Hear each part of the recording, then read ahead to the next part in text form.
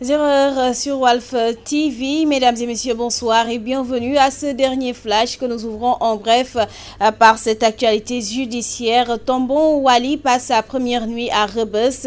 Le présumé meurtrier de l'étudiant Bassirou Faye a été placé sous mandat des juges d'instruction. Il est poursuivi pour homicide involontaire.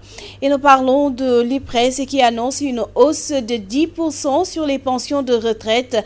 Les seniors parlent de gouttes d'eau dans la mer. Ces retraités qui estiment que ce montant est dérisoire rejettent par la même occasion toute idée de mensualisation des allocations de retraite et parlent ainsi de cadeaux empoisonnés dans ce reportage de Ramatoulaye Ba. Des miettes par-ci, des miettes. Mais 10%, 5%, pour moi c'est peu. Ceux qui pensaient que les retraités allaient esquisser des pas de danse à l'annonce de l'augmentation de la pension n'ont qu'à déchanter. La plupart des retraités interrogés jugent cette hausse annoncée de 10% insignifiante. Les 10%, 5%, il vaut mieux qu'ils revalorisent une bonne fois toutes les pensions, qu'il y ait une pension, une bonne pension, comme on dit, une bonne pension, qui permette aux vieillards de vivre.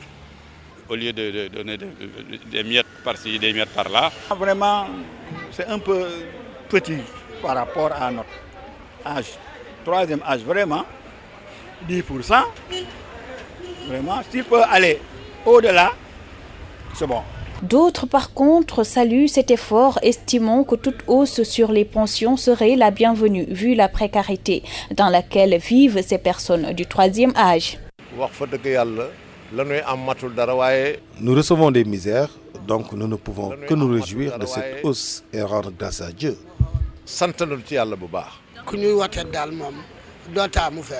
La mensualisation de la pension, l'autre annonce faite par le conseil d'administration de l'IPRES. Là aussi, les plaintes et complaintes ne manquent pas. Pour les retraités rencontrés, percevoir la pension tous les mois ne ferait que compliquer davantage leur situation. Je suis contre la mensualisation. Il vaut mieux qu'on laisse les 2 mois là c'est au mieux. Parce qu'on va encore diviser le truc par 2. Quand ça va venir, tu vas dépenser ça en une semaine de 10 jours. Terminé. Et vous allez attendre encore 20 jours. Si par exemple tu gagnes 100 000 francs tous les 2 mois, on t'amène à 1 mois. Mais je pense qu'ils vont couper les 100 000 francs là en 2 temps, ça va revenir à 50 000 francs. Ces personnes du troisième âge qui disent vivre le plus souvent dans la précarité invitent les autorités à revaloriser sensiblement la pension de retraite après des beaux et loyaux services rendus à la nation. Ramatoulaye Ba, nous partons à Thiès et pour parler de déguerpissement des commerçants et marailleurs du marché aux poissons au SAM. La municipalité a eu recours aux gros moyens et aux forces de l'ordre pour faire quitter les occupants. Ces derniers se disent impuissants devant la force de frappe de l'autorité. Une correspondance de Ramatoulaye Sarr. waxtu ci fajar la machine gi nga xamanteni mom le mairie wu Thiès daal di jël ngir raxas marché Sam ak lepp lo xamanteni nek na fa ci bagage daal di tambali liggéey gi ñi le nga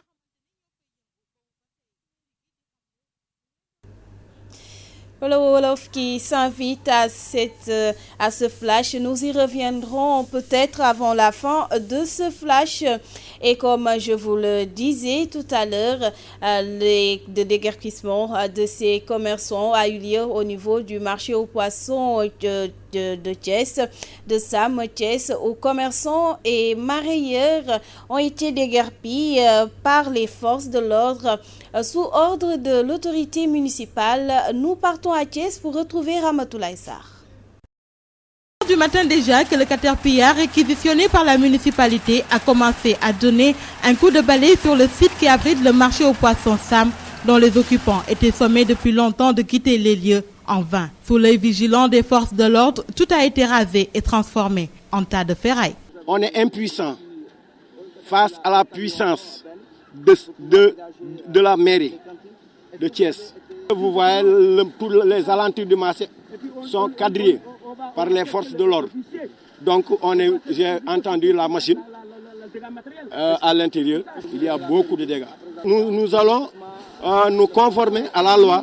Ce que la loi nous autorise, nous ferons cela. Nous allons contacter un cabinet d'huissier pour qu'ils viennent constater ces dégâts. Et ensuite, nous irons au niveau de l'autorité suprême nous plaindre.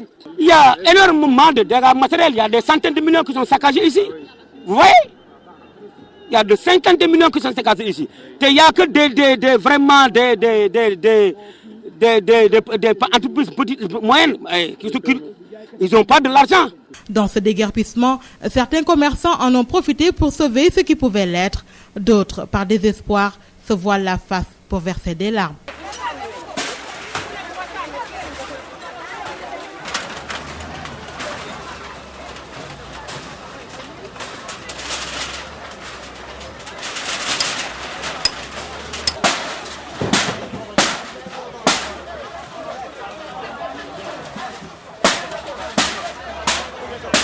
Pour le maire Talla Sylla, cette décision survient après moult avertissements. Aujourd'hui, que leur présence a atteint le summum de l'inacceptable, nous avons tenu à leur dire stop.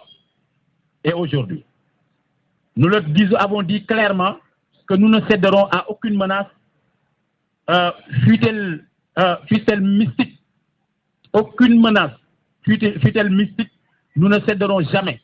Les gens sont venus nous voir, nous parler de deux bœufs qui ont été tués à Kër Issa, etc. J'ai dit tuer 80. Le malheur des uns fait le bonheur des autres. En atteste ce groupe de personnes perchées sur leur terrasse pour jubiler.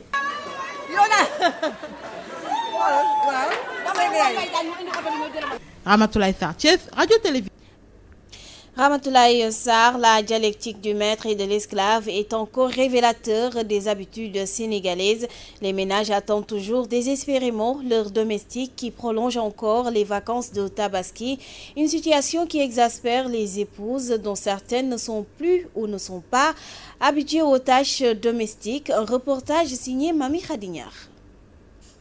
Ndeye Awa Ndiaye, cette ménagère résidant à Liberté 5, sa domestique est absente depuis la Tabaski, mais cette absence semble la laisser indifférent car elle assure toutes les tâches ménagères, soutient-elle. J'ai déjà l'habitude de m'occuper des tâches ménagères, même si la domestique est absente, cela ne me pose aucun problème. Je sers le repas à mon mari et je fais tout à la fois. Contrairement à certaines dames, l'absence de leur domestique leur cause d'énormes difficultés, mais tel n'est pas. Assise non loin d'elle, une autre dame, Fatou Sall, ne veut même pas entendre parler de domestique. Elle préfère plutôt s'occuper toute seule de la maison pour faire plaisir à son époux.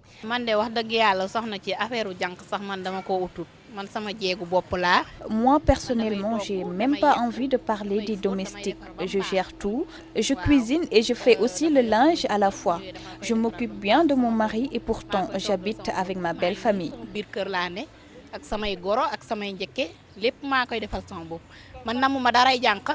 Ces dernières ont saisi l'occasion pour ouvrir une tribune en taxant les bonnes d'être des croqueuses de mari.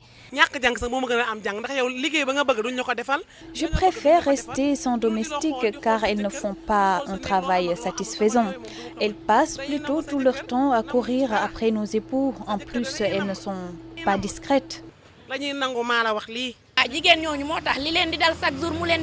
Il y a certaines dames qui sont très négligentes et elles aiment aussi la facilité. Donc, si leurs domestiques s'accaparent de leur mari, elles sont fautives.